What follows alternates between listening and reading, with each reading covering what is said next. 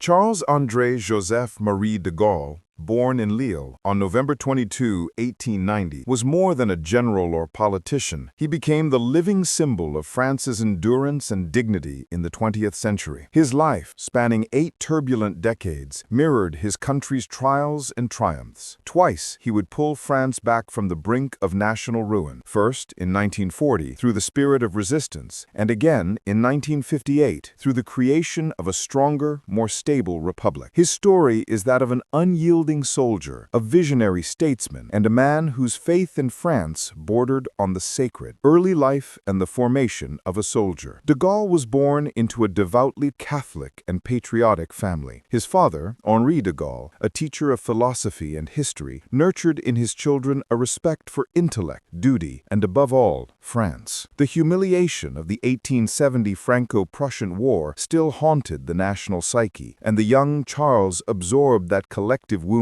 deeply. From an early age, he imagined France not as it was, fractured and uncertain, but as it could be, strong, united, and proud. In 1908, he entered the prestigious military academy of Saint-Cyr. Tall, serious, and introspective, de Gaulle quickly gained a reputation for discipline and intellect. Upon graduating in 1912, he was assigned to the 33rd Infantry Regiment under Colonel Philippe Pétain, a partnership that began with mutual respect but would later turn into one of the most tragic rivalries in French history, the crucible of World War I. The outbreak of World War I in 1914 thrust the young officer into the heart of Europe's most brutal conflict. On the Western Front, de Gaulle witnessed industrialized warfare on a scale previously unimaginable. The fields of France became wastelands of mud, wire, and blood. He fought bravely at Dinant and later at Verdun, where his regiment endured unrelenting artillery fire and gas attacks. The noise of shells, the constant rain of shrapnel, and the stench of death left a permanent mark on him. De Gaulle's courage was unquestionable. He was wounded 3 times and cited for bravery. At Verdun, in March 1916, commanding a small unit amid the chaos, he was hit by bayonet and shrapnel fire during a desperate counterattack. Left unconscious and presumed dead, he was captured by German troops. For over 2 years, he lived as a prisoner of war, making 5 escape attempts, all unsuccessful. These years in captivity were not wasted. They hardened his resolve, deepened his sense of destiny, and sharpened his mind. He studied, wrote, and reflected, convinced that France's military doctrines were outdated and dangerously complacent. When the war ended in 1918, de Gaulle returned home deeply changed. The experience of defeat and endurance would shape his entire worldview, that France could never again afford to be passive or divided. A military theorist, ignored. During the interwar years, de Gaulle devoted himself to military study and reform. France, still traumatized by the carnage of the Great War, turned inward, clinging to defensive strategies embodied by the massive Maginot Line. De Gaulle, however, foresaw the next war would be one of mobility, speed, and mechanization. In his 1934 book, Vers l'armée de métier, Toward a Professional Army, he argued for a smaller, professional force centered on armored divisions